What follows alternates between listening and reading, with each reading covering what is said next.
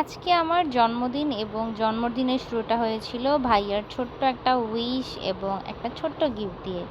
তারপর যখন দুপুর ১২টা বাজে তখন আমার ফোনে একটা আননোন নাম্বার থেকে কল আসে এবং বলে যে আপনার জন্য একটা গিফট এসেছে। আসলে আমি বুঝতেছিলাম না যে গিফটটা আমার জন্য কে পাঠাতে পারে। যাই হোক, আমি বুঝতেছিলাম না কোনোভাবে, খুব কনফিউজ ছিলাম কে পাঠাতে পারে। তাকে জিজ্ঞেস করলাম যে কে অর্ডার করেছে।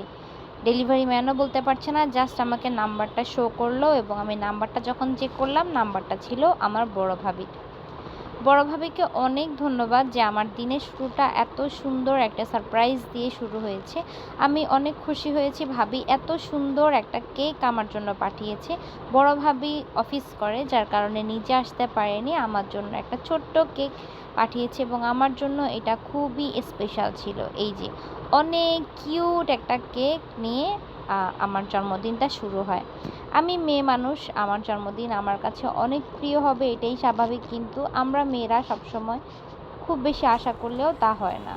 হাই, এই ছিল আমার ধন্যবাদ। ভাই।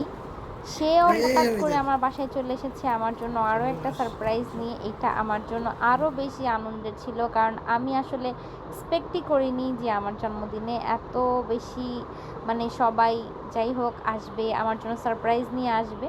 তারপরে আমি আমার মেয়ে এবং আমার ভাইকে নিয়ে আমি কেকটা কাটি।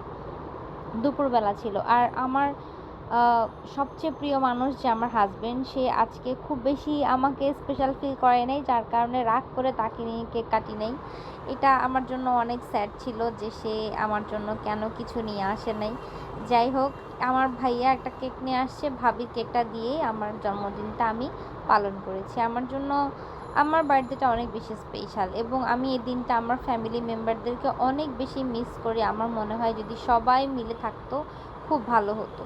যাই হোক, ভাইয়া কেক টেক খেয়ে চলে গেছে। তারপরে বিকালবেলা হঠাৎ করে আমার মেঝো বোন চলে আসছে আমার সাথে দেখা করার জন্য এবং আপু আসার সময় আমার জন্য এত সুন্দর একটা গিফট নিয়ে আসছে আড়ং থেকে, একটা ব্রেসলেট। কারণ আপু জানে আমি ব্রেসলেট অনেক পছন্দ করি, তা আপু আমার জন্য রিয়েল পার্লের একটা ব্রেসলেট নিয়ে এসছে এবং ব্রেসলেটটা খুব বেশি সুন্দর ছিল, আমার অনেক পছন্দ হয়েছে।